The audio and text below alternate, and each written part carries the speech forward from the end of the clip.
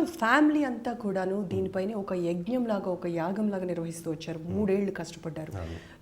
Mrs రమా రాజమౌళి గారు కానివ్వండి, వల్లి అమ్మ కానివ్వండి, కీరవాణి గారు అందరూ ఒక్కొక్క వింగ్ని చూసుకుంటూ వచ్చారు.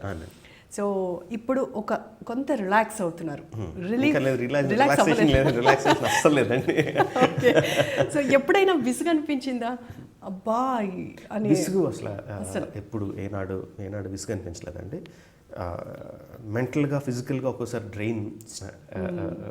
ఎనర్జీ డ్రైన్ అయిపోయినట్టు అనిపించిన సందర్భాలు తక్కువే కానీ అప్పుడప్పుడు ఉన్నాయండి. Just because the sheer magnanimity of the project, sheer size of the project మూలంగా.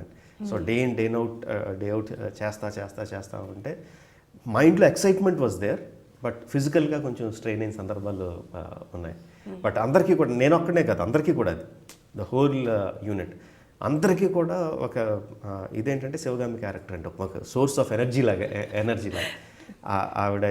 ఆవిడ శివగామి సీన్స్ మాట్లాడుకున్న, రమ్యకృష్ణ గారు అందులో యాక్ట్ చేసిన విధానం మాట్లాడుకున్న, లేదంటే మేము ఎడిట్ చేసిన సీన్స్ ఒకసారి చూసుకున్న, అందరికీ కూడా మనం చాలా గొప్ప సినిమా తీసేస్తున్నాను ఒక బూస్ట్ మాట్లాడారు.